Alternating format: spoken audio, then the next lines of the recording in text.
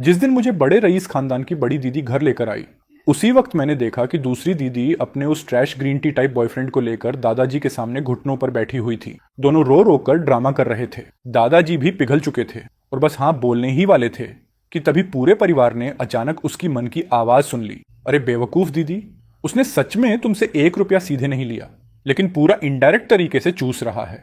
उसे कुछ खरीदना होता है तो तुरंत कोई सैड स्टेटस डाल देता है और तुम जैसी भोली लड़की फिर फंस जाती हो। हर बार कोई ना कोई बहाना बनाकर तुम खुद ही उसके लिए गिफ्ट्स लेकर पहुंच जाती हो। दूसरी दीदी हर चीज में परफेक्ट है, बस पैदा होते वक्त आईक्यू में रिचार्ज करवाना भूल गई थी। दीदी उसे अपना सच्चा प्यार समझती है, लेकिन उसकी नजरों में दीदी बस एक सब्स्टिट्यूट है, एक एटीएम मशीन। जिस दिन उसका असली प्यार वापस आएगा, सबसे पहले बलि चढ़ने वाली दीदी ही होगी। दूसरी दीदी अंदर तक हिल गई। क्या मतलब बलि चढ़ा दी जाएगी? क्या मतलब सब्स्टिट्यूट? दादाजी भी शॉक्ड थे। ये क्या मामला है? क्या ये बच्चे की इनर वॉइस है? उन्होंने चुपके से सबके रिएक्शंस देखने शुरू किए और तभी उनकी नजर अपनी सबसे काबिल पोती बड़ी दीदी पर पड़ी। दोनों दादा पोती की अंडरस्टैंडिंग कमाल की थी। बड़ी दीदी बिना एक्सप्रेशन बदले हल्का सा सिर हिलाकर इशारा कर गई। साफ था कि वो भी वही सोच चुकी थी। दोनों ने फिलहाल चुप रहकर सिचुएशन देखने का फैसला किया। उधर लड़के को कुछ समझ ही नहीं आया कि कुछ मिनटों में माहौल कितना बदल चुका है। उसने देखा कि दूसरी दीदी बार बार उसे देख रही है, लेकिन उसने ध्यान नहीं दिया। उसे लगा शायद नया लड़का देखकर क्यूरियोसिटी हो रही होगी, लेकिन उसके मन में दूसरी दीदी के लिए पूरी सिंपैथी चल रही थी। असल में वो लड़का और उसकी असली गर्लफ्रेंड दोनों मिलकर गेम खेल रहे थे। इस बार वो दूसरी दीदी के पास सिर्फ इसलिए आया था क्योंकि उसका अपनी गर्लफ्रेंड से झगड़ा हुआ था। वो दूसरी दीदी को इस्तेमाल करके उसे जेलस करना चाहता था। साथ में उसे फ्री इमोशनल सपोर्ट भी मिल रहा था। ऊपर से दीदी खूबसूरत भी थी और पैसे वाली भी। जिस दिन दोनों पैचअप कर लेंगे, सबसे पहले लात मारकर बाहर फेंकी जाने वाली दीदी ही होगी। बड़ी दीदी ये सुनकर ऑलमोस्ट कंट्रोल खो बैठी। उसने गहरी सांस ली। अगर सिर्फ पैसे का नुकसान होता तो वो मैटर नहीं करता था। उसने कई बाचान का हाथ पकड़कर दादाजी के सामने कहा, जो भी हो, बाचान ने कभी मेरी जान बचाई थी। अगर वो नहीं होता तो आज मैं भी नहीं होती। दादाजी, क्या ये किसी भी चीज से ज्यादा इंपॉर्टेंट नहीं है? दादाजी ने तिरस्कार से होंठ सिकोड़ दिए। होश में आ जाओ, पुराने जमाने खत्म हो चुके हैं। अब कोई जान बचाने के बदले शादीवाड़ी नहीं करता। वो अब भी और ताना मारते उससे पहले ही फिर वही बेधड़क इनर वॉइस गूंज उठी। सही कहा। वैसे इस काइबा चान ने दूसरी दीदी की जान बचाई कब थी? दादाजी जो उठने वाले थे तुरंत रुक गए। बूढ़ा लोमड़ी जैसा चालाक आदमी तुरंत क्लू पकड़ चुका था। उन्होंने कैजुअली पूछा, तुम उस कॉलेज वाले शिपरेक एक्सीडेंट की बात कर रहे हो जब वो सुनसान आइलैंड पर फंस गई थी? दूसरी दीदी भले प्यार में अंधी थी, लेकिन अब उसे भी लग गया कि दादाजी कुछ कैलकुलेट कर रहे हैं। हाँ, वही समुद्र वाला हादसा। लड़का तुरंत अपने दिमाग में मेमोरीज खंगालने लगा। अचानक उसे कुछ याद आया। ओह माय गॉड, दूसरी दीदी तो बहुत बुरी तरह फंसी हुई है। दूसरी दीदी मन ही मन सोचने लगी, अब मैं कहां फंस गई? जल्दी बताना। शायद दूसरी दीदी को अभी तक नहीं पता, उस शिप क्रैक में असल में किबाचान ने उन्हें किनारे नहीं पहुंचाया था। उस वक्त तो वो खुद अपनी जान बचाने में लगा हुआ था। दीदी को किनारे तक एक डॉल्फिन ने धक्का देकर पहुंचाया था। दूसरी दीदी को जैसे जोरदार बिजली का झटका लगा। फिर भी, लेकिन काइबा चान ने सच में पूरे 1 दिन और 1 रात मेरी देखभाल की थी। उसने मेरे ऊपर घास की चादर भी डाली थी ताकि मुझे ठंड ना लगे। लेकिन तभी उसकी इनर वॉइस ने सीधा क्रिटिकल हिट मार दिया। देखभाल? ये तो बड़ा एग्जैजरेशन है। वो घास की चादर इसलिए नहीं डाली थी कि दीदी को गर्मी मिले, बल्कि इसीलिए कि अगर दीदी मर जाए तो बॉडी सड़कर बदबू ना करे। असल में उस पूरे दिन रात दीदी अपनी किस्मत से खुद बची रही। काइबा चान तो बस तब वहां से गुजरा जब दीदी होश में आई ही थी। उसने मौका देखकर खुद को लाइफ सेवर बता दिया और दूसरी दीदी ने बिना सोचे उस पर पूरा भरोसा कर लिया। उसे अपना सच्चा प्यार समझ लिया और मुट्ठी भर भर के पैसे लुटाने लगी। अगर सच में एहसान चुकाना था तो ओशन प्रोटेक्शन एसोसिएशन को डोनेशन देना चाहिए था। पूरा माहौल अचानक सन्नाटे में डूब गया। काइबा चान को समझ नहीं आया कि चेन परिवार का एटीट्यूड अचानक क्यों बदल गया, लेकिन उसके लिए तो ये अच्छी बात ही थी। उसने मुस्कुराकर कहा, देखा ना, तुम्हारे परिवार को हमारे रिलेशनशिप से कोई प्रॉब्लम नहीं है। ये तो बहुत अच्छी बात है। दूसरी दीदी अचानक बोली, अभी मुझे उस साल समुद्र में गिरने वाला हादसा याद आया। मुझे ऐसा लग रहा है जैसे मैंने सच में डॉल्फिन की परछाई देखी थी। बाचान, तुम्हें इसके बारे में कुछ याद है? उसका सवाल इतना अचानक था कि काइबा चान तैयार ही नहीं था। उसका दिल एक पल में जोर जोर से धड़कने लगा। ये अचानक सब कैसे याद करने लगी? उसने खुद को संभालते हुए कहा, तुम्हें गलतफहमी हुई है, मुझे कुछ याद नहीं। वो शांत बनने की कोशिश कर रहा था, लेकिन उसकी घबराहट सब कुछ बता चुकी थी। दूसरी दीदी ने उसे गहराई से देखा। उसकी आवाज अचानक बर्फ जैसी ठंडी हो गई। काइबा चान, तुम झूठ क्यों बोल रहे हो? जैसे ही अभी ये बात हुई, मुझे सब याद आ गया। उस पूरे दिन और रात मैं अकेली बीच पर पड़ी थी। तुमने मुझे कभी नहीं बचाया। काइबा चान मन ही मन गाली दे बैठा। हे भगवान, दूसरी दीदी को अचानक दिमाग कैसे आ गया? और तभी लड़के की इनर वॉइस जोर से चीख उठी। ये सुनते ही दूसरी दीदी का चेहरा लगभग पूरी तरह टूट गया। कीबा चंद आधे दिन तक एक शब्द भी नहीं बोल पाया, और वही उसकी सबसे बड़ी कन्फेशन बन गई। दूसरी दीदी के दिल में बची आखिरी उम्मीद भी टूटकर बिखर गई। उसने निराश होकर हाथ हिलाया। तुम जाओ, आज के बाद हम दोनों का कोई रिश्ता नहीं, और कभी मुझे ढूंढने मत आना। काइबा चांद का चेहरा शर्म से लाल हो गया। उसने कभी सपने में भी नहीं सोचा था कि उसका झूठ ऐसे अचानक एक्सपोज हो जाएगा। चेन परिवार की मतलब भरी निगाहों को सहना उसके बस से बाहर हो गया। इस बार उसका मेंटेलिटी सच में टूट चुका था। वो घबराकर वहां से भाग गया। दूसरी दीदी उसका जाता हुआ पीछे का साया देखती रही, फिर चुपचाप सिर झुका लिया। वो सच में बहुत उदास लग रही थी। अब उदास मत होना, उसे फिर वही दिलासा देती इनर वॉइस सुनाई दी। पता नहीं क्यों इस बार उसका दिल थोड़ा पिघल गया और उसने लड़के की तरफ देखा। क्या ये वही छोटा भाई है जिसे अभी अभी घर लाया गया? हालांकि अभी कुछ देर पहले उसी ने उसके दिल में चाकू घोंपा था। लेकिन लोग कहते हैं ना, चाहे 99 बार फेल हो जाओ, 100वीं बार फिर उठकर कोशिश करनी चाहिए। छोड़ो, इसे तो पकड़कर टांग दो और अच्छी तरह पीटो। दादाजी ने तुरंत आंखें कसकर बंद कर लीं। अबे चुप भी हो जा। उनके होंठ बेकाबू होकर फड़कने लगे। दूसरी दीदी गुस्से में लगभग बेहोश होने वाली थी। दादाजी ने खांसी की। आखिर वो उनकी दूसरी पोती थी। अगर सच में गुस्से से मर गई तो इस बूढ़े शरीर को फिर क्लीन अप करना पड़ेगा। तुम ही चेन फैन हो ना? इधर आओ। अचानक नाम लेकर बुलाए जाने पर उसे आखिर याद आया कि वो यहाँ फैमिली रिकॉग्नाइज करवाने आया है। वो तुरंत भाग कर आया। जी दादाजी। नमस्ते दादाजी। दादाजी ने गंभीरता से सिर हिलाया। चेन इंगजन इतने सालों से बिजनेस वर्ल्ड में तूफान मचाने वाला आदमी था, कम बोलने वाला और रूथलेस इंसान। लेकिन बुढ़ापे में अचानक एक पोता निकल आया। अब उसे खुद समझ नहीं आ रहा था कि उसके साथ कैसे बिहेव करे।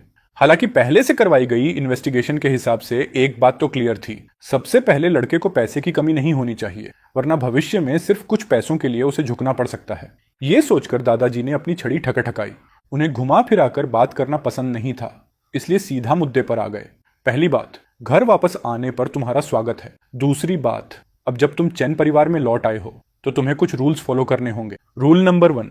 उसे अचानक लगा जैसे वो घर नहीं बल्कि फिर से स्कूल आ गया हो। दादाजी कहीं सेलिब्रिटी नहीं, टीचर तो नहीं थे, या फिर सारे लीडर्स ऐसे ही भाषण देते हैं? अगर आगे जाकर बाहर काम करना पड़ा तो कहीं मीटिंग में ही सो ना जाऊं। कितना बोरिंग है।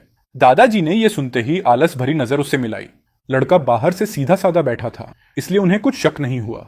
वो मुंह में रूल्स बड़बड़ाते रहे, लेकिन उन्हें क्या पता था कि इंसान जब बहुत फ्री हो जाता है तो कैसी कैसी फालतू बातें सोचता है। जैसे अभी लड़का दादाजी को ऊपर से नीचे तक स्कैन कर रहा था। धीरे धीरे उसकी नजर दादाजी के बाईं हाथ के निशान पर जाकर रुकी। कुछ लोग बुढ़ापे में बहुत रिस्पेक्टेबल लगते हैं, लेकिन जवानी में वही लोग प्यार के लिए जान देने वाले वॉरियर हुआ करते थे। ये सुनते ही बड़ी और दूसरी दीदी, जो दादाजी के एंडलेस लेक्चर से बचने के लिए स्टेल्थ मोड में निकलने वाली थी, अचानक फ्रीज हो गई। लड़का अब भी बिना कुछ नोटिस किए फोन स्क्रॉल कर रहा था। दादाजी गांव से थे। दादी उनकी बचपन की चाइल्डहुड स्वीटहार्ट थी। दोनों साथ बड़े हुए थे। एक बार दादी के बर्थडे पर वो खेत में धान काट रही थी। दादाजी को पता चला तो उन्होंने रोमांटिक बनने के लिए बहुत सारे फूल तोड़े और उन्हें देने चले गए। चलो पहले तुम्हें 50 लाख पॉकेट मनी दे देता हूँ, इसे वेलकम गिफ्ट समझो, जो मन करे उस पर खर्च करना। दादाजी अचानक ऊंची आवाज में बोले। इतनी बड़ी रकम सुनते ही लड़के की पूरी बॉडी जैसे रुपए के निशान में बदल गई। दादाजी, आप सिर्फ मेरे असली दादाजी नहीं, आप तो मेरे भगवान हो। दादाजी बाहर से पहाड़ जैसे शांत दिख रहे थे, लेकिन अंदर से पसीना छूट चुका था। बस थोड़ा सा, सिर्फ थोड़ा सा, और ये लड़का अभी उनका पूरा लव हिस्ट्री खोल देता। थोड़ी दूर खड़ी बड़ी और दूसरी दीदी ये देखकर अंदर से टूट गई। आगे क्या हुआ, जल्दी बोलना। बिना फेस दिखाए यूट्यूब से 1 लाख प्लस रुपए महीना कमाना चाहते हो? मैंने जो कुछ सीखा और अप्लाई किया सब इस ई बुक में स्टेप बाय स्टेप शेयर किया है। लिंक डिस्क्रिप्शन और पिन कमेंट में है। क्या सिर्फ 50 लाख से चुप हो गया? ऐसे बिहेव कर रहा है जैसे हमने कभी पैसे दिए ही ना हो। इतने थोड़े पैसों में ही दिल हिल गया। सच में बहुत वीक है। इसे बाहर दुनिया दिखानी पड़ेगी। दादाजी ने सक्सेसफुली 50 लाख देकर उसकी इनर वॉइस को वहीं क्रेडल में दबा दिया। अब उन्होंने तय किया कि लड़के को हमेशा किसी काम में बिजी रखना पड़ेगा, वरना खाली बैठकर वो फिर उनकी पुरानी लव स्टोरीज खोदने लगेगा। सच कहें तो दादाजी खुद बहुत क्यूरियस थे। आखिर इस लड़के को इतनी सीक्रेट बातें पता कहां से चलती हैं, यहां तक कि उनकी एम्बेरसिंग ब्लैक हिस्ट्री भी। इस लड़के का मुंह, सच में इसे प्यार भी करूं या पीटूं भी समझ नहीं आता। फिलहाल उन्होंने ये बात साइड में रख दी। बड़ों से मिली गाइड के हिसाब से उन्होंने अपने छोटे नोटबुक में बाकायदा बच्चों को संभालने का मैनुअल लिखा हुआ था। उस मैनुअल के रूल नंबर 2 के मुताबिक जब बच्चे के पास पैसा आ जाए तो उसे हर तरह की खूबसूरत लड़कियां दिखानी चाहिए, अपर क्लास से लेकर नॉर्मल तक सब, ताकि भविष्य में किसी गली मोहल्ले की चालाक लड़की उसे बेवकूफ बनाकर ना ले जाए। और आज उसके लिए परफेक्ट मौका था। दादाजी ने अपनी सबसे भरोसेमंद पोती बड़ी दीदी की तरफ देखा। आज दोपहर तुम्हें कंपनी जाना है ना, इसे भी साथ ले जाओ। बड़ी दीदी तो पहले से ही उसे बाहर की दुनिया दिखाने का सोच रही थी, इसलिए उसे कोई दिक्कत नहीं हुई। उसने उसकी तरफ देखकर पूछा, तुम यहीं रुकना चाहते हो या फिर मेरे साथ कंपनी चलोगे? ये लोग आखिर पकाना क्या चाहते हैं? लगता है सब पहले से ही पूरा सेट करके बैठे हैं। लेकिन कोई बात नहीं, 50 लाख के खातिर मैं ईंट की तरह हूं, जहां लगाना हो उठा के रख दो। Helicopter take off. जी। वो आज्ञाकारी बच्चे की तरह सिर हिलाकर मान गया। बड़ी दीदी खुद को रोक नहीं पाई और उसे कुछ बार और देखने लगी। ये लड़का सच में मल्टीपल पर्सनैलिटी वाला तो नहीं है? दूसरी दीदी को दादाजी के जजमेंट का सामना करने के लिए वहीं रुकना था, इसलिए वो साथ नहीं जा सकी। बाहर निकलने से पहले बड़ी दीदी ने ऐसे कैजुअली पूछा जैसे बस यूं ही बात कर रही हो, तुम बार बार दादाजी के हाथ को क्यों देख रहे थे? कुछ प्रॉब्लम है क्या? उसने अपनी बड़ी बड़ी आंखें झपकाईं। नहीं तो बस उनके हाथ पर स्कार देखा तो थोड़ा क्यूरियस हो गया। वैसे अभी मैं कहां तक सोच रहा था? ओह हाँ, दादाजी असल में दादी को फूल देकर रोमांटिक कन्फेशन करने वाले थे। उन्होंने फूल उठाया भी था, लेकिन तभी जब दोनों रोमांटिक हग करने ही वाले थे, दादाजी गलती से मुर्गी की बीट पर पैर रख बैठे, एकदम फिसले और पूरे पहाड़ से लुढ़कते हुए सीधे गायों के गोबर वाले गड्ढे में जा गिरे। ऊपर से मुंह के बल गिरे अलग, हाथ भी छिल गया। बड़ी दीदी ने पूरी जान लगाकर खुद को रोकने की कोशिश की, लेकिन आखिर में हंसी फूट ही गई।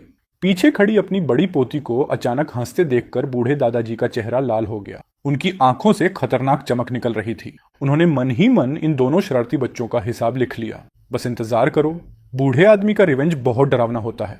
उधर लड़का तो सिर्फ 14 साल का बच्चा था, उसके मन में कोई बुरी भावना नहीं थी, वो तो बस मन ही मन सोच रहा था। असल में खतरनाक तो उसकी दोनों बड़ी बहनें थीं। बड़ी दीदी ने छींक मारी और अपने साथ इस गॉसिप किंग को लेकर कंपनी पहुंच गई।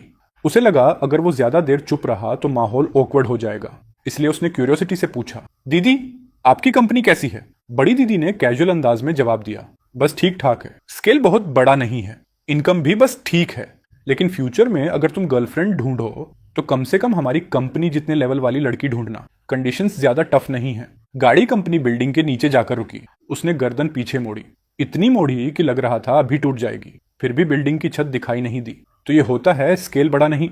मतलब बड़ी दीदी चाहती हैं कि मैं जिंदगी भर सिंगल रहूं। सपने में भी नहीं सोचा था। जब वो ये सोच रहा था, बड़ी दीदी ने संयोग से सब सुन लिया। उसने भौं उठाई और हल्के से उसके सिर पर थपकी मारी। क्या देख रहे हो, जल्दी अंदर चलो। सबसे ऊपर वाली मंजिल पूरी की पूरी सीईओ ऑफिस एरिया थी। बड़ी दीदी जाकर अपनी डेस्क पर बैठ गई। मेरी अभी एक वीडियो मीटिंग बाकी है, तुम पहले बाहर जाकर खेल लो, बाद में मैं तुम्हें कंपनी घुमाऊंगी। उसने ध्यान से कुछ देर सुनने की कोशिश की, लेकिन जल्दी ही इंटरेस्ट खत्म हो गया। उसकी नजर फिर बड़ी दीदी पर टिक गई, जो पूरी सीरियसनेस से काम कर रही थी। साइड एंगल से बड़ी दीदी कितनी खूबसूरत लग रही है। उसकी ये सिंप वाली इनर वॉइस सुनकर बड़ी दीदी के होंठ हल्के से ऊपर उठ गए। ऐसा नहीं था कि उसने पहले कभी अपनी तारीफ नहीं सुनी थी। सच तो ये था कि बचपन से इतने कॉम्प्लीमेंट्स सुने थे कि कान पक चुके थे, लेकिन उनमें कितने लोग सच बोलते थे कौन जाने। ये लड़का अलग था, वो सच में दिल से ऐसा सोच रहा था, फिर वो खुश क्यों ना होती। लेकिन तभी उसकी लंबी भारी सांस फिर सुनाई दी। इतनी सुंदर वुमन, लेकिन उसकी सबसे ट्रस्टेड सेक्रेटरी पहले से ही राइवल कंपनी के साथ मिली हुई है। जल्द ही उसे फंसाकर जेल भेजा जाएगा, ऊपर से फाइनेंशियल क्राइम का इल्जाम भी लगेगा। उस सेक्रेटरी ने कई सालों से सीक्रेटली फेक अकाउंट्स बनाए हुए। अब मैं क्या करूं? दीदी को कैसे वार्निंग दूं कि उन्हें शक भी ना हो? मैंने कंपनी का कोई प्रोजेक्ट तक ज्वाइन नहीं किया। अगर अचानक बोल दूं तो बहुत सस्पिशियस लगेगा, लेकिन अगर कुछ ना किया तो बड़ी दीदी सच में जेल चली जाएंगी। बड़ी दीदी का चेहरा तुरंत ठंडा पड़ गया। उन्होंने हाथ में पकड़ा कॉफी कप जोर से टेबल पर पटका। वो घबराकर सिर उठाने लगा। तभी अंदर आया फाइनेंस डिपार्टमेंट का मैनेजर भी डर गया। प्रेसिडेंट चेन, कोई प्रॉब्लम है क्या? बड़ी दीदी ने शांत आवाज में कहा। अचानक याद आया कि काफी समय से अकाउंट्स चेक नहीं किए। तैयारी करो, पिछले कुछ सालों के सारे फाइनेंशियल रिकॉर्ड्स मुझे भेजो।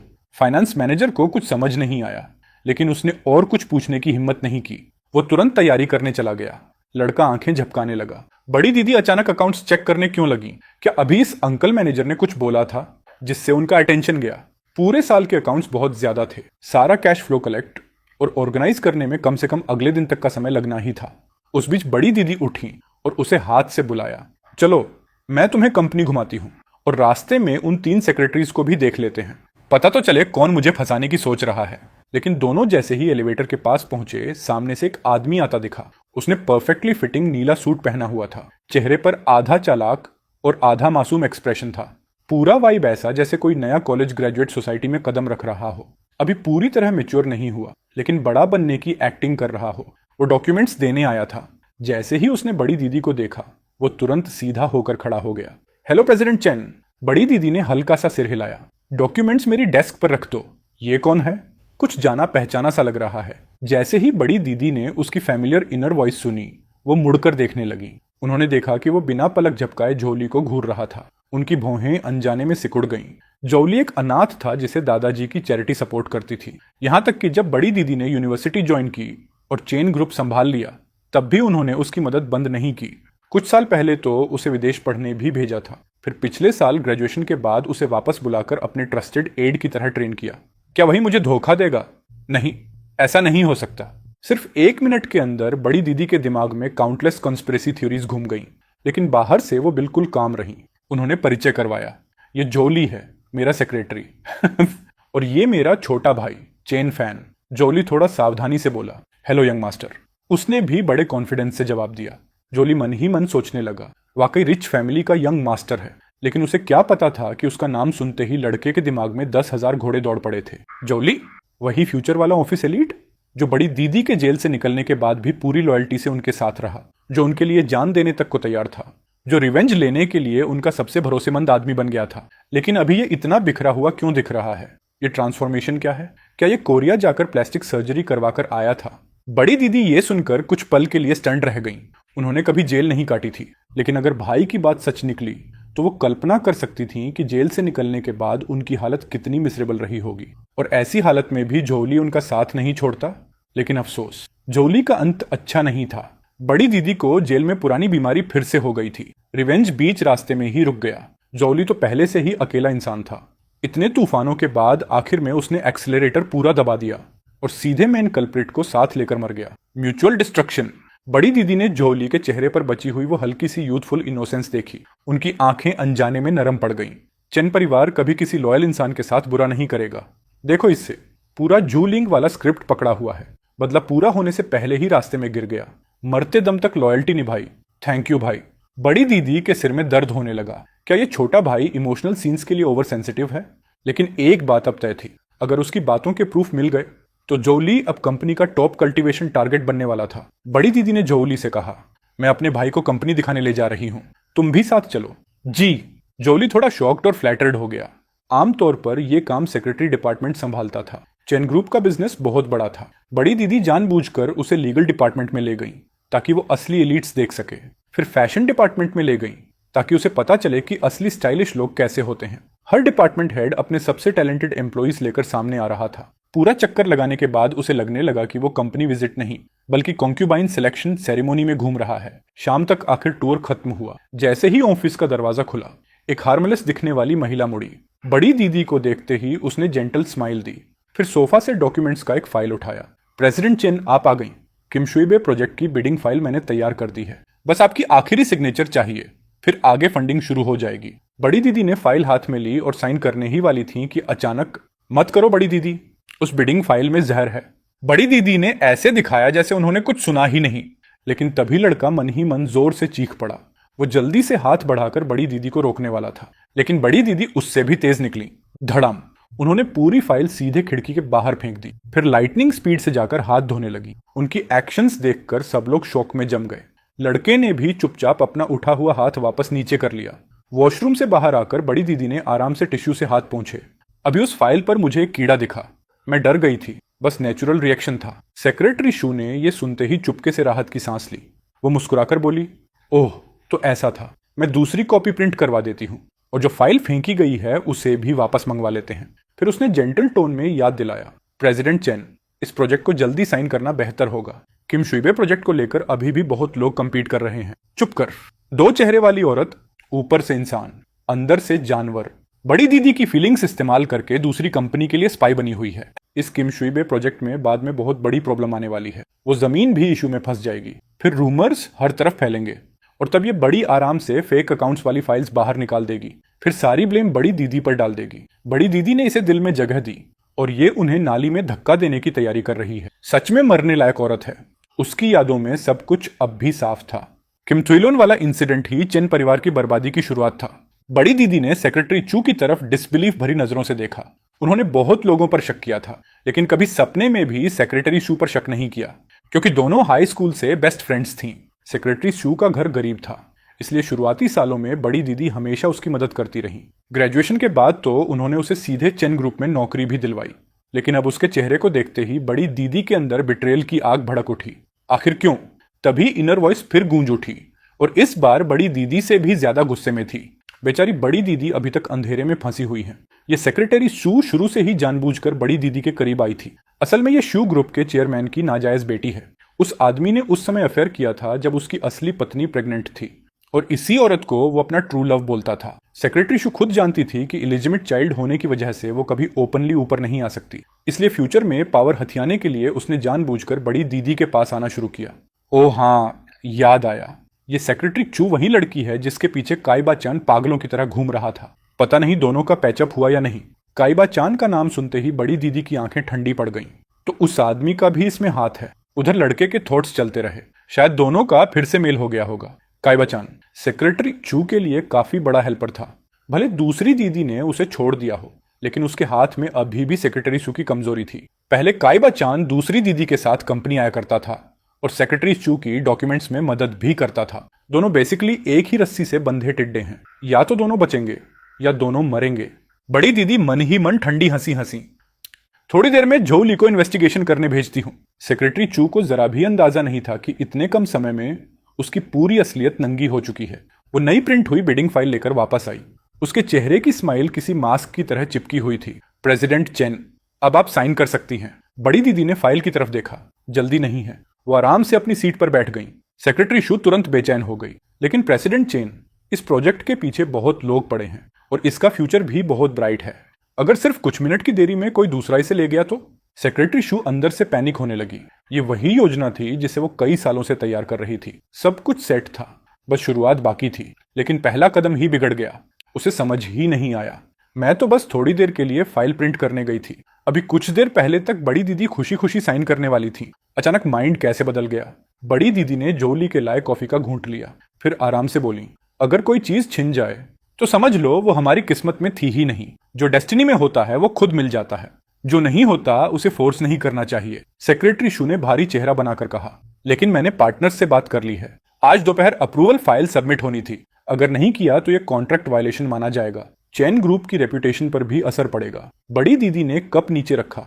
वो तो आसान है, पार्टनर साइड को बोल देना कि काम के बीच पता चला बॉयफ्रेंड चीटिंग कर रहा है, तो चीटिंग पकड़ने चली गई थी। लड़का मन ही मन हंसी रोक नहीं पा रहा था। पिछले जन्म में बड़ी दीदी शायद पांडा रही होंगी। इतनी ब्लैक बेलीड कैसे हो सकती हैं? सेक्रेटरी शू के होंठ फड़क गए। प्रेसिडेंट चैन, मजाक मत कीजिए, उधर वाले सच में जल्दी में हैं। बड़ी दीदी ने अचानक ठंडी आवाज में पूछा, लिटिल शू, हमें एक दूसरे को जानते कितना समय हो गया? सेक्रेटरी शू इस अचानक मूव से डर गई। उसकी आंखें हल्का सा बचने लगीं। लगभग 10 साल। हाँ, पूरे 10 साल। बड़ी दीदी शीशे की खिड़की की तरफ देखने लगी, जैसे कोई पुरानी बात याद कर रही हो। 10 साल बहुत लंबा समय होता है, इतना कि इंसान पूरी तरह बदल जाए। लेकिन हो सकता है मैं कभी किसी को सच में समझ ही ना पाई। सेक्रेटरी शू का दिल धक से रह गया। ये क्या मतलब था? उसने चुपके से बड़ी दीदी को ऑब्जर्व किया, लेकिन सामने वाली हमेशा की तरह काम थी। पूरे शरीर से वही कोल्ड ब्लडेड बिजनेस क्वीन वाली ओरा निकल रही थी। बड़ी दीदी ने शांत आवाज में कहा, प्रोजेक्ट की जल्दी नहीं है। किम शुई बे की बिडिंग मैं बाद में डिसाइड करूंगी। मेरे पास अभी कुछ और काम है। वैसे भी बिडिंग परसों है ना, अभी टाइम है। जी। President chain. सेक्रेटरी चू अंदर से पूरी तरह उलझ चुकी थी, लेकिन गिल्ट की वजह से वो और ज्यादा प्रेशर डालने की हिम्मत नहीं कर पाई। उसके जाते हुए पीछे को देखते हुए बड़ी दीदी की आंखें गहरी हो गईं। अगर कल इन्वेस्टिगेशन में सच में सेक्रेटरी शू की फेक अकाउंट्स वाली बात निकल आई तो बड़ी दीदी उसे कभी चैन से जीने नहीं देंगी। हाँ, वो उसे जेल नहीं भेजेंगी, क्योंकि उनके हिसाब से जेल के बाहर ऐसी जिंदगी जीना जहां इंसान मर भी ना सके और जी भी ना सके, वही असली सजा होती है। उस रात विला की तीसरी मंजिल के आखिर में बने स्टडी रूम में बड़ी दीदी ने दादाजी को कंपनी में आज जो कुछ हुआ था सब डिटेल में बताया। उसी वक्त फाइनेंस डिपार्टमेंट का मैनेजर भी रात भर जागकर पिछले सालों के अकाउंट्स लेकर पहुंचा। जांच करने पर सच में 1 करोड़ की कमी निकली। इन्वेस्टिगेशन के हिसाब से इस काम में वाइस फाइनेंस मैनेजर भी शामिल हो सकता था। दादाजी का चेहरा बेहद खराब हो गया। उन्हें उम्मीद नहीं थी कि बड़ी दीदी के इतने करीब के लोग ही इतना बड़ा प्रॉब्लम बन जाएंगे, लेकिन थोड़ी देर बाद उन्हें राहत भी महसूस हुई। अच्छा हुआ आज अचानक उनके दिमाग में आइडिया आया और उन्होंने लड़के को बड़ी दीदी के साथ कंपनी भेज दिया, वरना आगे क्या होता वो सोच भी नहीं सकते थे। क्या ये बूढ़ा शरीर इतना बड़ा झटका सह पाता? दादाजी लंबी सांस भरकर बोले, इस बार सच में उस बच्चे की वजह से सब बच गया। तभी अचानक एक जोरदार इनर वॉइस फिर गूंज उठी, बचाओ। दादाजी और बड़ी दीदी दोनों का चेहरा बदल गया। नॉलेज भी दुख की तरह होता है, सब मेरे दिमाग से भागता जा रहा है। अब मेहनत नहीं करनी, कल स्कूल बंक मार देता हूं, कोई अमीर आंटी ढूंढकर उसे शुगर बेबी बन जाता हूं, जिंदगी सेट। दादाजी ने सिर पकड़ लिया। ये लड़का दिन भर आखिर सोचता क्या रहता है? घर का पैसा कम पड़ गया क्या जो रिच वुमन ढूंढने निकलेगा? उधर उसी मंजिल के दूसरे कमरे में लड़का सिर पकड़कर परेशान बैठा था। होमवर्क का आधा हिस्सा कर लिया था, बाकी आधा समझ ही नहीं आ रहा था। आखिर उसने तय किया कि कल स्कूल जाकर सिचुएशन के हिसाब से मैनेज करेगा। उसने कंबल ओढ़ा और आराम से सो गया। अगली सुबह सूरज निकलने से पहले ही उसे दुखी पत्नी जैसे चेहरे के साथ स्कूल जाना पड़ा। ये बोरिंग जिंदगी तो पहले से ही मर्डर प्लान कर रही है। वो मुंह फुलाकर बंद मुंह में ठूंस रहा था। बस कर शिकायतें। दादाजी ने उसके हाथ में दूध का गिलास पकड़ा दिया, फिर चिंता से बोले, तुम्हारी 5वीं बहन भी उसी स्कूल में पढ़ती है, क्लास 11 में है, नाम है चेन जियांग। अगर कुछ हो तो उसी के पास जाना। वो ब्लैंक होकर उन्हें देखने लगा, दिमाग पूरी तरह खाली। दादाजी अब भी बगल में खड़े मूंछें फुलाए घूर रहे थे। ये बदमाश लड़का हर बार आधी बात बोलकर रुक जाता है, हिम्मत है तो बाकी भी बोल। लेकिन इससे पहले कि दादाजी उसे उकसाते, ड्राइवर अंदर आ गया। वही रोज उसे स्कूल छोड़ने ले जाता था। यंग मास्टर तैयार हो गए? अब नहीं निकले तो लेट हो जाएगा। आ रहा हूं। दादाजी सच में उसे पकड़कर पूछताछ करना चाहते थे कि आखिर वो किस बात को छिपा रहा है, लेकिन वो सिर्फ हेल्पलेस होकर उसे भागते हुए देख पाए। जैसे ही मेन गेट बंद हुआ, दादाजी नीचे नाश्ता करने आती बड़ी दीदी पर चिल्लाए, फौरन 5वीं लड़की को कांटेक्ट करो, आज वो जहां भी जाए चेन फैन को साथ लेकर जाए। 30 मिनट बाद वो देश के सबसे famous private Noble high school पहुंच चुका था। यहाँ पढ़ने वाले बच्चे या तो बहुत अमीर थे या बहुत पावरफुल। हर साल काउंटलेस पेरेंट्स अपने बच्चों को यहाँ भेजने के लिए टूट पड़ते थे। अगर यहाँ किसी स्ट्रॉन्ग बैकग्राउंड वाले स्टूडेंट से फ्रेंडशिप हो जाए तो फ्यूचर प्रैक्टिकली सेट माना जाता था। ड्राइवर ने पूछा, यंग मास्टर, क्या मैं आपको अंदर छोड़ दूं? ये बैडमिंटन बैग और बुक्स काफी हैवी लग रहे हैं। थैंक्स अंकल, लेकिन जरूरत नहीं। उसने हाथ हिलाया और बैडमिंटन बैग उठाया। बैग के अंदर से मेटल टकराने की आवाज आई। कुछ सेकंड दोनों चुप हो गए। ड्राइवर हिचकिचाकर बोला, यंग मास्टर, आपका बैडमिंटन रैकेट टूट गया क्या? क्या नया खरीद दूं? नहीं नहीं, सच में जरूरत नहीं। ये कहकर वो तेजी से स्कूल के अंदर भाग गया। बिल्डिंग के नीचे पहुंचकर उसने बैग की जिप खोली। बच गया। थोड़ा सा और होता तो पकड़ा जाता। अंदर बैडमिंटन रैकेट नहीं, लोहे की छड़ थी। अपने एक्सपीरियंस के हिसाब से वो जानता था, एक बार लीन परिवार से निकाल दिए जाने के बाद जो लोग पहले चापलूसी करते थे वही सबसे पहले हमला करेंगे। और इस सब के पीछे सबसे ज्यादा हाथ लीन रोई का होगा। ऊपर से कल उसने उसे बेइज्जत भी किया था, तो आज वो आग में घी डालने का काम जरूर करेगा। उसे याद आया कैसे पहले उसकी डेस्क पर गंदी गालियां लिख दी जाती थीं, कैसे लगभग उसके सिर पर बोरा डालकर पीट दिया गया था। उसकी आंखों में अचानक जागे हुए शिकारी जैसी एक्साइटमेंट चमक उठी। चलो शिकार का समय शुरू। जब वो अपनी क्लास में पहुंचा तो उसकी पुरानी सीट पर कोई दूसरा लड़का बैठा था, लेकिन उसे गुस्सा नहीं आया। वो सीधे पीछे वाली आखिरी रो में गया, जहां खिड़की के पास डस्टबिन के बगल वाली सीट्स थी। वही उसकी ऑफिशियल जगह थी। डेस्क पर लाल पेंट से बड़े बड़े अक्षरों में लिखा था, कचरा। लेकिन उम्मीद के उलट उसकी सीट पर पहले से एक लड़की बैठी थी। उसने किताब से चेहरा ढका हुआ था और दोनों पैर आराम से डेस्क पर रखे थे। अच्छा, नया खेल शुरू किया है। उसने भौं उठाई। क्लासरूम की अजीब खामोशी पर उसने ध्यान तक नहीं दिया, क्योंकि जब भी पूरी क्लास तमाशा देखने बैठती थी माहौल हमेशा ऐसा ही होता था। आवाज सुनकर लड़की ने धीरे से किताब नीचे की, आलसी और बेपरवाह आवाज में बोली, आ गए। लेकिन उसके पूरा बोलने से पहले ही हवा में एक स्मूथ आर्क बना। लोहे की छड़ सीधा उसके चेहरे की तरफ जा पहुंची। लड़के की आंखें बेहद ठंडी थीं। या तो आज मुझे नई डेस्क मिलेगी या फिर आज तुम यहां से बाहर नहीं जाओगी। लेकिन अगले ही पल उसका चेहरा टूट गया। अरे बाप रे, ये तो मेरी 5वीं दीदी है। आज इन्हें अचानक मेरी याद कैसे आ गई? उधर 5वीं दीदी अभी तक शौक में थी, क्योंकि उनके इस छोटे भाई ने आते ही उन पर हमला कर दिया था। फोन पर तो कहा गया था कि वो एकदम नाजुक मासूम मेमने जैसा लड़का है, तो फिर उसके सामने खड़ा ये कौन था? उसके दिमाग का क्वेश्चन मार्क अभी पूरा बना भी नहीं था कि अचानक वही अजीब इनर वॉइस फिर सुनाई दी, और वो आवाज सामने खड़े लड़के की आवाज से पूरी तरह मैच कर रही थी। 5वीं दीदी को लगभग सब समझ आ गया। क्या ये वही लेजेंडरी आदमी है जिसे हेवन ने चुना है? अगर ऐसा है तो सब एक्सप्लेन हो जाता है। 5वीं दीदी ने खुद को जितना कूल दिखा सकती थी उतना दिखाने की कोशिश की। जानबूझकर आवाज भारी करके बोली, छोटे भाई, पहली बार मिल रहे हैं, क्या तुम अपनी बहन से कुछ नहीं कहोगे? लड़का मुंह खोल ही रहा था कि बगल में कुर्सी मेज गिरने की आवाज गूंज गई। हे भगवान!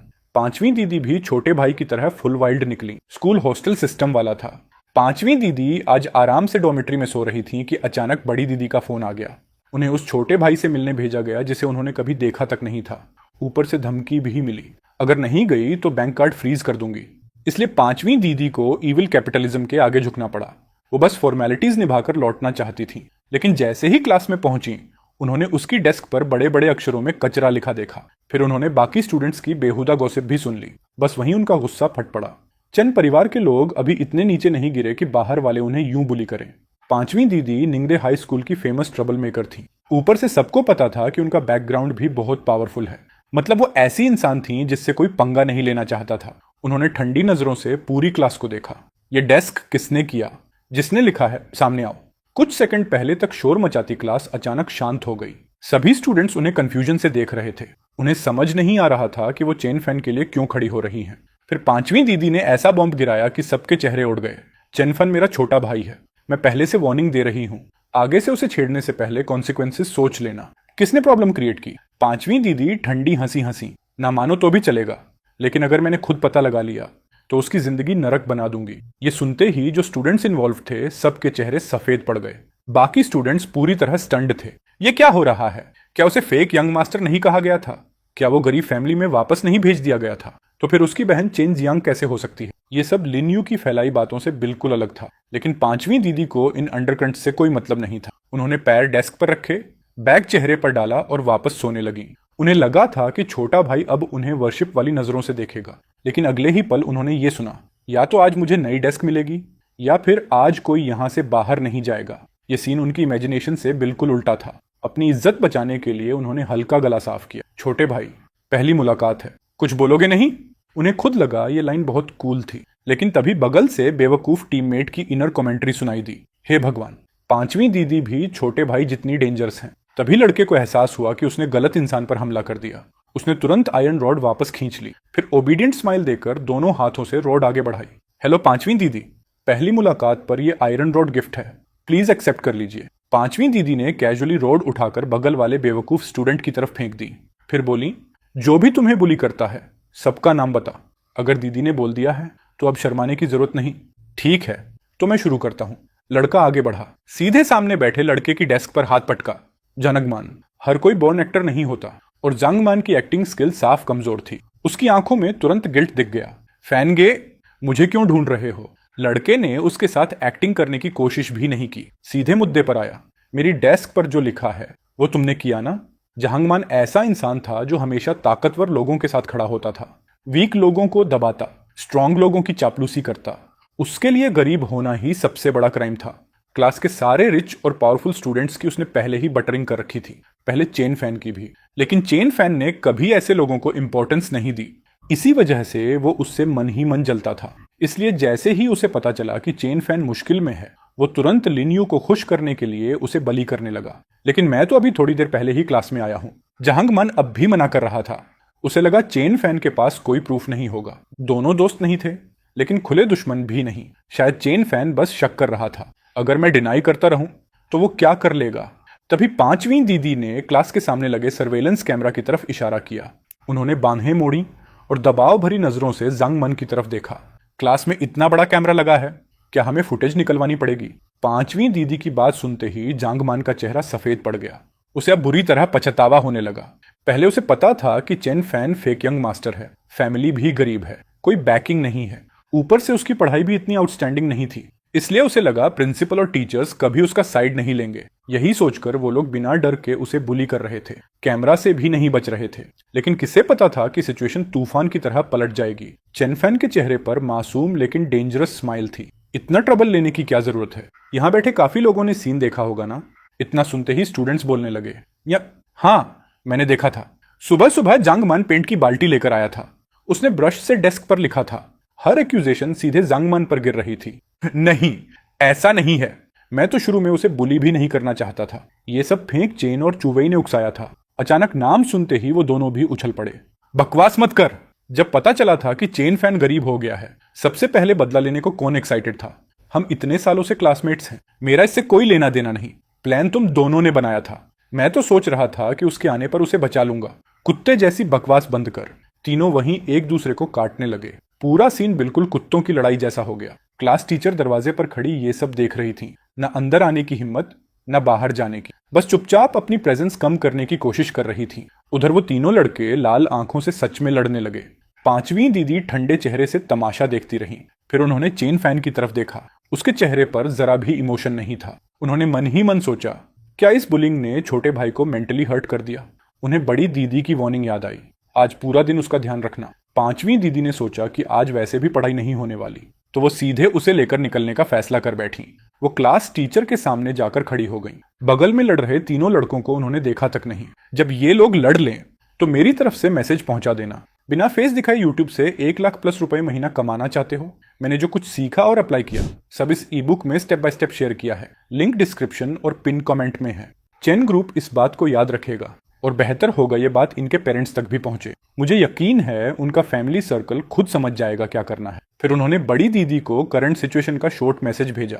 उसके बाद क्लास टीचर से बोली, चैन फैन के लिए छुट्टी अप्रूव कर दीजिए, आज मैं इसे अपने साथ ले जा रही हूँ। जी। क्लास टीचर नेचुरली मना करने की हिम्मत नहीं कर पाई। चैन फैन ने धीरे से पांचवी दीदी की स्लीव खींची। पांचवी दीदी, तो क्या अब मैं हॉस्टल से सामान पैक करके घर जा सकता हूँ? दीदी। ये शब्द सुनते ही पांचवी दीदी, जो घर की फूड चेन में सबसे नीचे थी, ऑलमोस्ट इमोशनल हो गई, लेकिन ऊपर से कूल बनने की कोशिश करती रही। बड़ी दीदी ने कहा था, आज तुम मेरे साथ रहोगे, एक बार फिर बुलाकर दिखाओ, क्योंकि उसने अभी उसकी मदद की थी। चेन फैन ने जानबूझकर इनोसेंट बनते हुए पूछा, पांचवी दीदी क्या बुलाऊं? कुछ नहीं, लीव लेटर हो गया, चलो। उन्होंने छुट्टी की एप्लीकेशन टीचर को पकड़ा दी, फिर अपनी लंबी टांगों के साथ आगे बढ़ गई। चेनफन छोटे बच्चे की तरह पीछे पीछे चल पड़ा। पांचवी दीदी जिंदाबाद। पीछे से आती उसकी खुशी भरी आवाज सुनकर पांचवी दीदी के होंठ आखिर ऊपर उठ ही गए। हाँ, उन्हें यही फीलिंग चाहिए थी। मिडिल स्कूल बिल्डिंग से बाहर निकलते वक्त पांचवी दीदी की बेस्ट फ्रेंड लगातार उनकी हीरोइक स्टोरी सुना रही थी। वैसे सच कहूं, तुम्हारे चेन फैमिली वाले लोग लिटरली मॉन्स्टर्स हैं। तुम्हारी पांचवी दीदी रोज क्लास में सोती हैं, कभी होमवर्क नहीं करती, दिन भर बाहर घूमती रहती हैं, रात भर गेम खेलती हैं, लेकिन एग्जाम से पहले बस 3-4 दिन पढ़ती हैं और फिर भी पूरे ग्रेड के टॉप स्टूडेंट्स में आ जाती हैं। लोग जले नहीं तो क्या करें। पीछे चलता चेन फैन लगातार छोटे छोटे नोट दे रहा था। उधर आगे चलती पांचवी दीदी को उसके इनर थॉट्स सुनने पड़ रहे थे। अरे छोड़ो, पांचवी दीदी रात भर गेम्स कहाँ खेलती हैं, वो सीक्रेटली ऑनलाइन कोर्सेज पढ़ती हैं। दिन में क्लास में सोना भी सिर्फ लोगों को कंफ्यूज करने के लिए है। और होमवर्क, जहां कोई नहीं देखता वहां वो क्वेश्चंस को कनेक्ट द डॉट्स गेम बनाकर सॉल्व करती हैं। एग्जाम से पहले के 3 दिन बस इसलिए क्योंकि तब फाइनली ओपनली पढ़ सकती हैं। उनकी एरोगेंस सिर्फ आउटर शेल है, असल में वो स्टडी मॉन्स्टर हैं। वांग कैक्सिन ने देखा कि वो इतना ध्यान से सुन रहा है तो और एक्साइटेड होकर बोलने लगी, सिर्फ पढ़ाई नहीं, उनका स्पोर्ट्स भी इंसेन है। हर बार फुल मार्क्स तो आते ही हैं, स्टेमिना भी मॉन्स्टर लेवल का है। वो एडमिरेशन से भरकर बोली, एक बार स्कूल ट्रिप में हम माउंट ताई गए थे, हम लोग टिकट गेट तक पहुंचकर ही मर गए थे, लेकिन तुम्हारी पांचवी दीदी सीधा माउंटेन टॉप तक चढ़ गई थी, लिटरली सुपर ह्यूमन। और अगले दिन नॉर्मली स्कूल भी आ गई। चेनफन मन ही मन बोला, तो फिर तुमने वो नहीं देखा जब पांचवी दीदी पूरा दिन बॉडी पेन से कराह रही थी, थककर हालत खराब हो गई थी, पूरा शरीर सॉफ्ट पड़ गया था, बस मुंह अभी भी स्ट्रांग था। सिर्फ इतना ही नहीं, आगे चल रही पांचवी दीदी फोन में सिर झुकाए टाइपिंग कर रही थी, लेकिन उनके माथे पर पसीना आने लगा। ये छोटा भाई बहुत ज्यादा जानता है। उन्हें उम्मीद नहीं थी कि नॉर्मली बिजी रहने वाली बड़ी दीदी आज इतनी जल्दी रिप्लाई करेंगी। मैसेज भेजते ही तुरंत जवाब आ गया। तभी उन्हें पता चला वो अकेली नहीं थी जिन्हें लाइट ने चुना था। ये लाइट तो पूरे फैमिली पर पड़ चुकी थी। बड़ी दीदी ने उन्हें खास वार्निंग दी, ये बात सीक्रेट रखना और सारे चैट मैसेजेस डिलीट कर देना। जहां तक उस लड़के के मिस्टीरियस इंफॉर्मेशन सोर्स की बात थी, पूछने की हिम्मत बड़ी दीदी में भी नहीं थी और पांचवी दीदी में भी नहीं। सिस्टर, तू बस ये मान ले कि हमारा छोटा भाई कोई फरिश्ता बन के धरती पर उतरा है, हम जैसे आम इंसानों को बचाने के लिए आया है बस। दीदी, आप सच में सीरियस हो? आप इतनी फनी कब से हो गई? मैं सिर्फ फनी ही नहीं हूँ, लोगों की धुलाई करना भी आता है मुझे। अपने छोटे भाई का अच्छे से ख्याल रखना। इस महीने तेरी पॉकेट मनी बढ़ा दूंगी, और अगर मेरे भाई को जरा भी दुख या बेइज्जती झेलनी पड़ी ना, तो उसका अंजाम क्या होगा ये तू जानना भी नहीं चाहेगी। पांचवी दीदी मन ही मन सोचने लगी, ट्रनफार्म को घर लौटे अभी पूरा 1 दिन भी नहीं हुआ, आखिर खानदान में वापस अपनाया किसे गया है, उसे या मुझे? उसे लगा शायद सिर्फ बड़ी दीदी ही ऐसा बिहेव कर रही है, इसलिए उसने चैट का स्क्रीनशॉट निकालकर दादाजी को भेज दिया। सोचा थोड़ा शिकायत कर दे, लेकिन दादाजी ने देखते ही जवाब भेज दिया, तुम्हारी बड़ी दीदी बिल्कुल सही कह रही है, अपने छोटे भाई के साथ नरमी से पेश आना, कोई खराब इमेज मत बनाना, नहीं तो। पांचवी दीदी तो 2 लाइन पढ़ते ही सुन्न पड़ गई, चाहे मुझे कितनी भी मीठी बातें सुनने को मिल जाएं, फिर भी मैं कभी बड़ी दीदी और दादाजी जैसी नहीं बन सकती। तभी दूर से सीटी की आवाज सुनाई दी। अरे, ये तो ट्रांसयांग नहीं है। पता नहीं आज रात के मुकाबले की तैयारी ठीक से की या नहीं। बोलने का तरीका ऊपर से बड़ा सभ्य था, लेकिन अंदर छुपा ताना और मजाक साफ महसूस हो रहा था। ये आवाज सुनते ही पांचवी दीदी और वोंग खाहान दोनों का चेहरा उतर गया।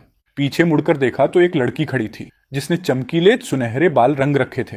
उसके बालों से लेकर पैर तक बस एक ही चीज झलक रही थी, घमंड और बदतमीज एटीट्यूड। ट्रंग्यांग, कुछ दिन नहीं मिले और तू इतनी परेशान करने वाली कैसे हो गई? अब बच्चों की आया बनने लगी क्या? किससे बच्चा संभालना बोल रही है तू? पांचवी दीदी गुस्से में जवाब देने ही वाली थी कि पीछे से ताने से भरी आवाज आई।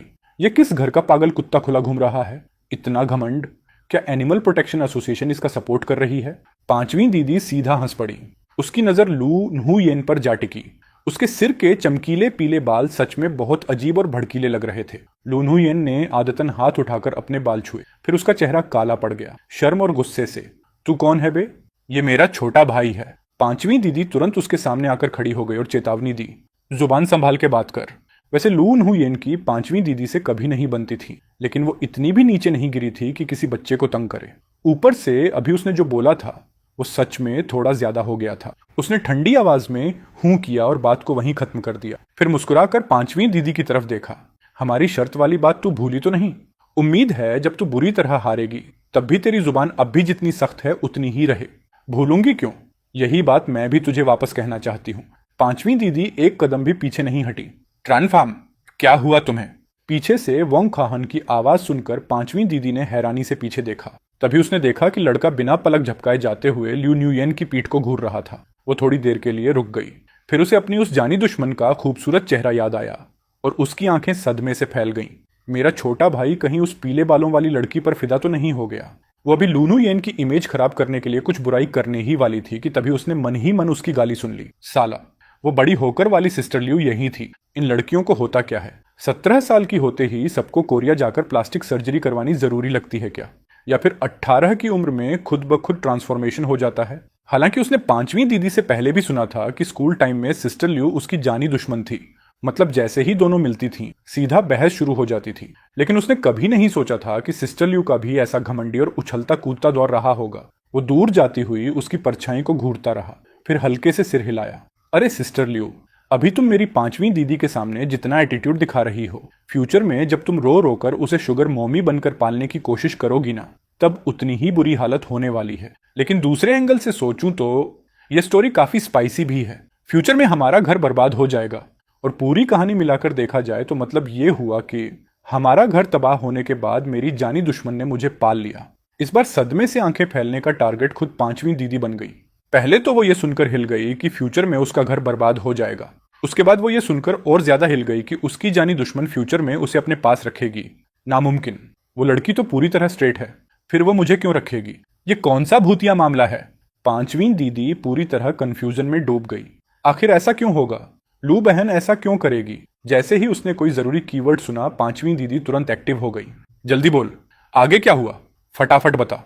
उसी समय बगल में खड़ी वोंग खाहन ने बहुत हल्की सी आह भरी, जो मुश्किल से सुनाई दी, लेकिन उसने तुरंत लड़के का ध्यान खींच लिया। क्या हुआ? कोई दिक्कत है? उसने हैरानी से पूछा। वोंग खाहान ने अपनी दोस्त की पीठ की तरफ देखते हुए बेबस आवाज में कहा, बस मुझे तुम्हारी पांचवी दीदी की थोड़ी चिंता हो रही है। पांचवी दीदी की? ठीक है, मुझे पता है तू अभी टेंशन में है, लेकिन थोड़ा धीरे टेंशन ले सकती है क्या? मैं तो अभी अभी असली वजह सुनने वाला था। सच में गुस्सा आ रहा है। लेकिन पीछे चल रहे दोनों लोग आगे वाली की इस उलझी हालत को बिल्कुल नहीं समझ पा रहे थे। चिंता? वो पहले समझ नहीं पाया, फिर अचानक उसे अब भी वाली बात याद आई और मुद्दा पकड़ में आ गया। उसने उत्सुकता से पूछा, अभी जो तुम लोग शर्त की बात कर रहे थे वो क्या है? ये सवाल सुनकर वोंग खाहन ने हिचकिचाते हुए पांचवी दीदी की तरफ देखा। उसे समझ नहीं आ रहा था कि सच बताना चाहिए या नहीं। कुछ खास नहीं, बस एक मोटरसाइकिल रेस है। पांचवी दीदी को उसकी तरह ज्यादा झिझक नहीं थी। उसने बाल झटकते हुए आराम से कहा, आज रात 8 बजे पहाड़ी सड़क पर मेरी और लू न्हुयेन की रेस है। स्पीड और पैशन की लड़ाई। जो हारेगा वो 1 महीने तक दूसरे के लिए चाय डालेगा, पानी लाएगा और छोटा नौकर बनकर काम करेगा। दूसरे की हर बात मानना, चाय डालना, पानी लाकर देना। ये तो पूरी तरह फ्यूचर वाली पांचवी दीदी की ट्रीटमेंट लग रही है। बस सिस्टर ल्यू का एक शब्द और वो खुशी खुशी चाय परोसने लगती है। पांचवी दीदी के पास इतना बढ़िया फायदा हमेशा से था क्या? लेकिन वो पहाड़ी रास्ता काफी डेंजरस है। तुम दोनों कहीं और रेस नहीं कर सकती क्या? पांचवी दीदी ने भौं उठाई। जैसे ही बात उसके फेवरेट बाइकिंग वाले शौक पर आई, उसका पूरा चेहरा चमक उठा। वो दांत दिखाकर हंसते हुए बोली, मेरी स्किल्स पर भी तुझे भरोसा नहीं है क्या? रिलैक्स रह, सिर्फ पहाड़ी सड़क ही क्या, 18 मोड़ों वाली मौत की सड़क भी हो, तेरी दीदी आराम से निकल जाएगी। ठीक है, टेंशन मत ले। ये कहकर उसने फिर उससे पूछा, आज रात घर वापस जाना है या मेरी विला में चलेगा? उसके स्कूल में हॉस्टल कंपलसरी नहीं था। अगर पढ़ाई पर असर ना पड़े तो डेली अप डाउन अलाउड था। स्कूल में रहना है या नहीं, ये पूरी तरह उसकी मर्जी थी। और पांचवी दीदी ने सीक्रेटली मेहनत करके सबको शौक देने के लिए स्कूल के पास ही एक विला खरीद रखा था। उस विला में हर चीज तैयार थी ताकि वो कभी भी शिफ्ट हो सके।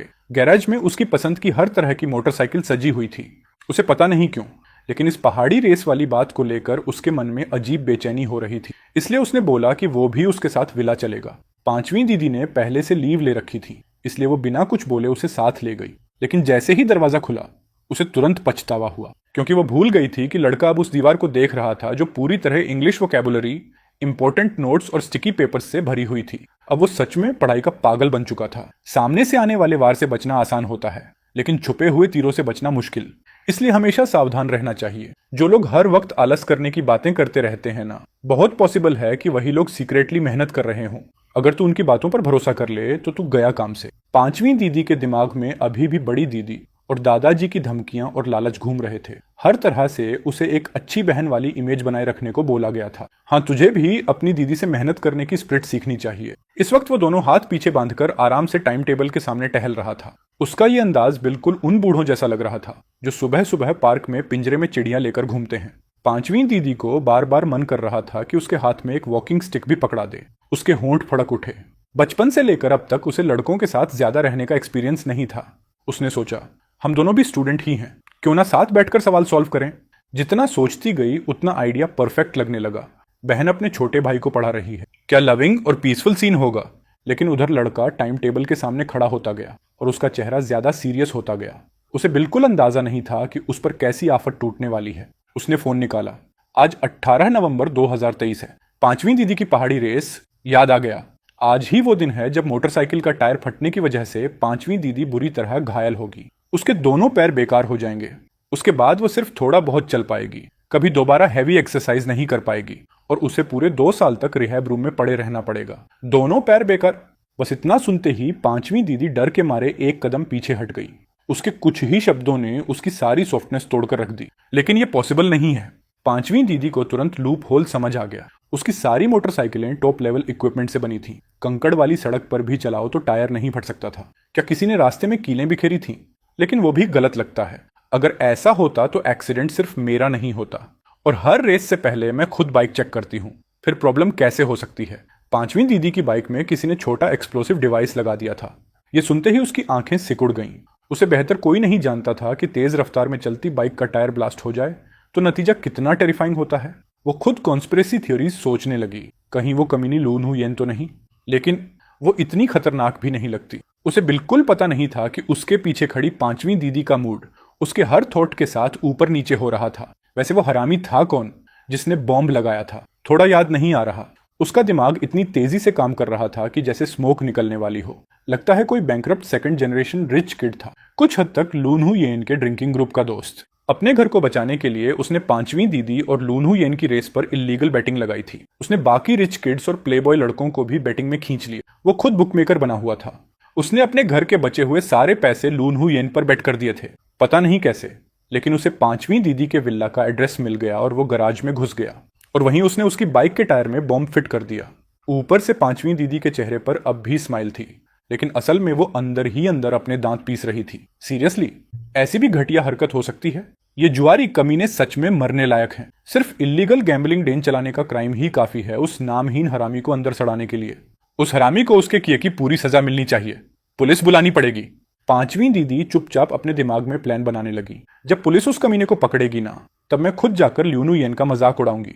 पूछूंगी उससे कि आखिर वो किस तरह के भूत प्रेत जैसे लोगों के साथ घूमती है। और इसी घटना की वजह से जब लूनहू येन को बाद में पूरा सच पता चला, तब से वो हमेशा पांचवी दीदी के एक्सीडेंट को लेकर गिल्टी फील करती रही। यहां तक कि बाद में जब हमारा परिवार बर्बाद हो गया, तब भी वो पांचवी दीदी को छोड़कर नहीं गई। उसने तो यहां तक बोल दिया था कि वो पांचवी दीदी को खुद पाल सकती है। आखिर पांचवी दीदी की ये हालत भी उसी बैटिंग रेस की वजह से हुई थी जो शुरू में उसी ने निकाली थी। अगर वो रेस ना होती तो शायद ये सब कभी नहीं होता। बस अफसोस ये है कि पांचवी दीदी के 100 किलो शरीर में से 99 किलो तो रिबेलियन भरा पड़ा है। कुछ भी हो जाए, वो कभी मानती ही नहीं थी कि कोई उसे पाल पोस कर रखे। सच में थोड़ा दुखद है। ये छोटा भाई फिर कैसी अजीबोगरीब बातें सोचने लगा। पांचवी दीदी ने मन ही मन होंठ भींचे। चलो, उस लुनुयेन में अभी भी थोड़ी इंसानियत बची है, इसी वजह से इस बार उसे छोड़ देती हूँ, उसका मजाक नहीं उड़ाऊंगी। ऐसा सोचते ही वो खुद अपनी ही महानता से इंप्रेस हो गई। दुनिया में मेरे जैसी दयालु और ब्रॉड माइंडेड इंसान आखिर हो भी कैसे सकती है। उधर अचानक लड़के के दिमाग में एक आइडिया आया। वो मुड़कर पांचवी दीदी की तरफ चमकती स्माइल के साथ बोला, पांचवी दीदी, क्या आप मुझे अपनी मोटरसाइकिल दिखा सकती हो? मैंने आज तक कभी बाइक नहीं देखी, थोड़ा देखना चाहता हूं। लेकिन अंदर ही अंदर वो सोच रहा था, सपने देख। ये बात मैं सीधे पांचवी दीदी को नहीं बता सकता, मुझे खुद ही एक्शन लेना पड़ेगा। पहले गराज का पूरा लेआउट समझ लेता हूँ, फिर कैजुअली पूछूंगा कि आज रात वो कौन सी बाइक लेकर रेस करेगी। साथ में टायर के स्पेक्स भी पूछ लूंगा। पांचवी दीदी देखने में ऐसी लगती है जो छोटे बच्चों को आसानी से खुला छोड़ देती होगी। फिर मैं कोई बहाना मारकर क्वाइटली निकल जाऊंगा। सबसे पहले मेडिकल स्टोर जाकर स्ट्रॉन्ग स्लीपिंग पिल्स खरीदूंगा, फिर उसी मॉडल के नए टायर्स खरीद लूंगा। जब पांचवी दीदी गहरी नींद में होगी तब क्वाइटली टायर्स बदल दूंगा। अपने दिमाग में पूरा प्लान बनाकर वो खुद अपनी सीक्रेट मेहनत से शॉक्ड हो गया। कमाल है, मेरा प्लान तो परफेक्ट है, बस एक प्रॉब्लम है, मैंने जिंदगी में कभी मोटरसाइकिल रिपेयर नहीं की। लेकिन कोई बात नहीं, हर चीज पहली बार होती है। साइकिल तो ठीक की है पहले, प्रिंसिपल शायद सेम ही होगा। पांचवी दीदी मन ही मन चिल्लाई, अरे बेवकूफ, दोनों चीजों में जमीन आसमान का फर्क है। लेकिन उसे ऐसा देखकर उसने मना नहीं किया।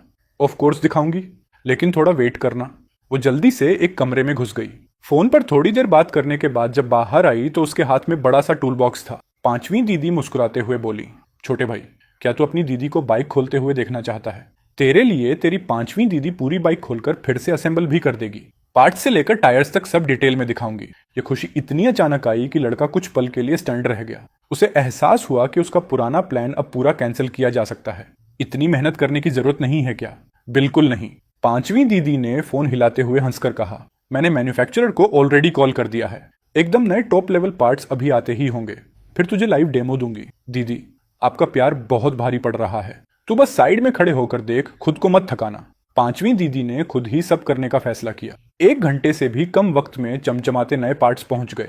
उसके एक हाथ में टूल बॉक्स था, दूसरे हाथ में नए टायर्स। दोनों साथ में विला के बगल वाले गराज में पहुंचे। जैसे ही शटर खुला, अंदर एक से बढ़कर एक कूल मोटरसाइकिल्स की लाइन दिखाई दी। लाल, हरी, नीली, पीली, गुलाबी, काली, हर तरह की शानदार बाइक्स वहां खड़ी थीं। आखिर में पांचवी दीदी एक चमकदार लाल मोटरसाइकिल के सामने रुक गई। उसने हाथ हिलाकर उसे बुलाया, इधर आ, आज रात मैं यही बाइक लेकर जाऊंगी। वो पास जाकर देखने लगा। स्मूथ बॉडी, शानदार कर्व्स, कितनी कूल है। ऑफ कोर्स, ये मेरी सबसे फेवरेट मास्टरपीस है। जैसे ही पांचवी दीदी मोटरसाइकिल की बात करने लगी, उसका पूरा चेहरा चमक उठा। शुरुआत में वो सिर्फ बेसिक स्ट्रक्चर समझाने वाली थी। आखिर उसका मेन पर्पस तो टायर बदलना ही था। लेकिन जब उसने देखा कि लड़का उसे सीक्रेटली जज नहीं कर रहा, बल्कि बहुत ध्यान से सुन रहा है, तो वो और एक्साइटेड हो गई। उसने उसे पास खींच लिया और एक एक पार्ट का इंट्रोडक्शन देने लगी। आखिर जब आखिरी टायर बदलने की बारी आई, तब जाकर उसकी बातें रुकी। उसने उससे कुछ छुपाया नहीं, पुराना टायर उसके सामने ही निकाला, फिर उसे साइड में रखकर छोटे नाइफ से अंदर की लेयर काट दी। उसे मोटरसाइकिल्स की ज्यादा नॉलेज नहीं थी, इसलिए उसे लगा ये नॉर्मल प्रोसेस है। लेकिन अगले ही पल दोनों एकदम सीरियस हो गए जब पांचवी दीदी के ग्लव्स पहने हाथ को टायर के अंदर कोई गोल चीज महसूस हुई। उसकी आंखें अचानक सिकुड़ गईं। सिर्फ किसी की इनर वॉइस सुनना एक बात थी, लेकिन जब वो सच में, तो उसका डर बिल्कुल अलग होता है। इस वक्त उसे लड़के के मुंह से सुना अपना फ्यूचर याद आ गया। दोनों पैर बेकार। बस ये सोचते ही उसके पूरे शरीर में बर्फ जैसी ठंडक दौड़ गई।